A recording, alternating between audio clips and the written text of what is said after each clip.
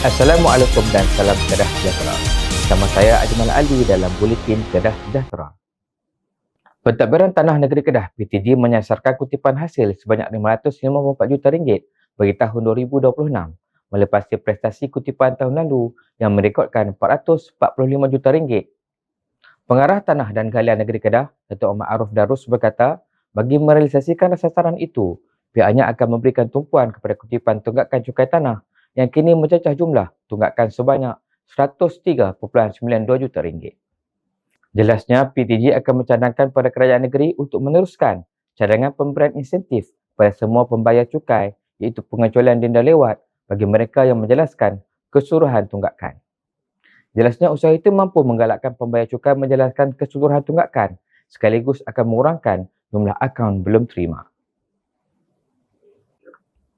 Kerajaan Negeri Kedah mengesahkan kadar cukai tanah bagi tahun 2026 kekal berikutan cadangan semakan kadar tersebut masih belum mendapat kelulusan Majlis Tanah Negara MTN. Menteri Besar Datuk Seri Mohamad Sanusi Mak Nur berkata, kerajaan negeri telah membentangkan cadangan semakan. Pelaksanaannya tidak dapat dibuat pada tahun ini kerana kelulusan MTN masih belum diterima. Menurutnya, PTG bersama Pejabat Tanah Daerah mengambil masa hampir 2 tahun untuk membuat semakan melibatkan 870,000 hak milik tanah selaras peruntukan Seksyen 11 Kanun Tanah Negara KTN yang membenarkan semakan kadar cukai tanah dibuat setiap 10 tahun sekali.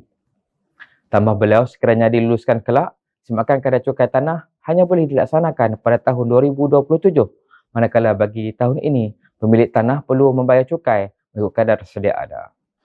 Beliau berkata demikian ketika berucap sempena program amanat tahun baru pentadbiran tanah Negeri Kedah di Dewan Seri Mentalun. Beliau berkata, kutipan cukai tanah adalah tanggungjawab pemilik harta dan bukan dikenakan secara sewenang-wenangnya kerana hasil itu digunakan bagi membayari kemudahan awam seperti jalan, longkang dan lampu. Kerajaan Negeri Kedah beriltizam untuk menoktahkan isu penjualan lot lidi secara haram mulai tahun ini dengan memperketatkan penguatkuasaan bagi mengelak orang awam terus menjadi mangsa penipuan sindiket tanah. Menteri Besar Datuk Seri Mohamad Sanusi Mak Nur berkata, aktiviti lot lidi digerakkan secara terancang oleh kartel atau sindiket yang bergerak dalam kumpulan dengan matlamat utama meraih keuntungan RM1 tanpa mempedulikan undang-undang dan keadilan kepada pembeli. Beliau berkata, modus operandi sindiket tersebut adalah dengan memecah satu lot tanah besar kepada puluhan petak, melukis plan, membuat iklan dan menjualnya dengan mengambil untung atas angin.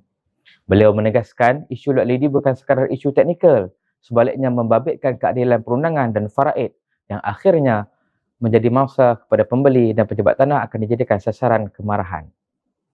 Menteri Besar memaklumkan penjualan lot lidi melanggar 3 undang-undang utama iaitu Kanun Tanah Negara, Akta Perancangan Bandar dan Desa 1976 dan Akta Jalan, Parit dan Bangunan 1974.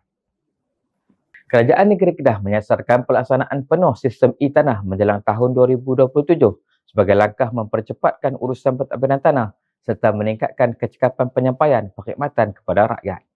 Menteri Besar Datuk Seri Mohamad Sanusi Mak Nur berkata, sepanjang tempoh berbaki sebelum pelaksanaan sistem berkenaan, pejabat tanah dan galian perlu menyemak semula prosedur operasi standard sedia ada. Beliau turut menekankan keperluan mengkaji semula dasar-dasar lapuk yang tidak lagi selari dengan keperluan semasa. Dalam pada itu, Menteri Besar turut menegaskan keperluan enakmen tanah simpanan Melayu Kedah 1930 diberi nafas baharu yang sudah menjangkau 96 tahun termasuk menyemak semula perundangan dan dasar berkaitan agar sentiasa relevan dengan realiti semasa.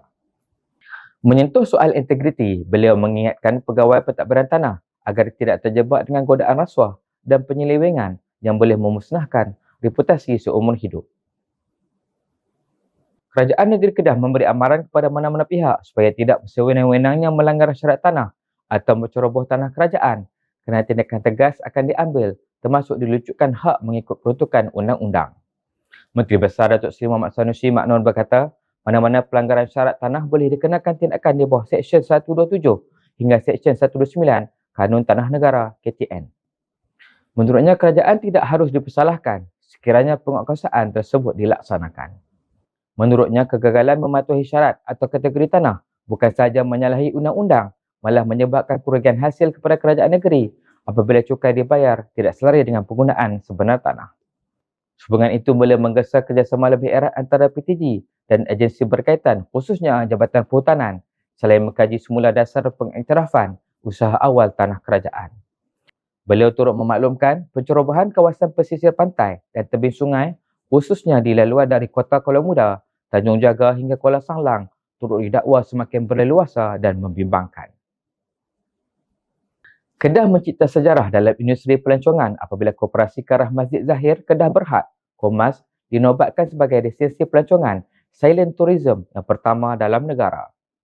Pengerusi KOMAS, Zainul Jamal Abdul Ghani berkata, pengiktirafan tersebut dianugerahkan sempena Malaysia Global Sustainability Awards 2025, anjuran Sustainability Network pada 8 Januari lalu. Pengiktirafan itu diberikan melalui pelaksanaan projek Silent Heritage, Kisah Kedah Tanpa Suara, iaitu sebuah inisiatif yang dilaksanakan secara kolaboratif bersama Persatuan Pekak Negeri Kedah. Projek itu bukan sahaja mengangkat warisan negeri Kedah melalui pendekatan inklusif, malah menjadi pemangkin kepada pengenalan konsep silent tourism, iaitu perkhidmatan pemandu pelancong menggunakan bahasa isyarat. Tambahnya, pelaksanaan silent tourism merupakan produk pelancongan patuh syariah yang berstruktur, beradab, berteraskan teknologi dan berimpak ekonomi. Rakyat Kedah pelbagai lapisan umur disaran membudayakan gaya hidup sihat secara menyeluruh dan berterusan. Pengerusi Jawatankuasa Belia dan Sukan, Muhammad Radhi Makdin berkata, kesihatan yang baik menjadi satu pelaburan jangka panjang. Jelasnya, kesihatan merupakan asas kepada kesejahteraan keluarga, keharmonian komuniti serta kemajuan dan pembangunan negeri. Beliau berkata demikian ketika melancarkan program Jom Sihat at Pokok Sena 2026 di Dewan Serbaguna Pokok Sena. Menurutnya, program itu merupakan inisiatif yang amat signifikan dalam usaha membudayakan gaya hidup sihat secara menyeluruh dan berterusan. Jelasnya, program itu menekankan kepentingan aktiviti bersukan fizikal, pemakanan seimbang serta pemeriksaan kesihatan secara berkala sebagai langkah pencegahan awal terhadap pelbagai penyakit. Buletin Kedah Sejahtera berakhir di sini. Ikuti perkembangan terkini Kerajaan Negeri Kedah di platform digital Urusia Penerangan Darul Aman. Sekian, Assalamualaikum dan salam Kedah Sejahtera.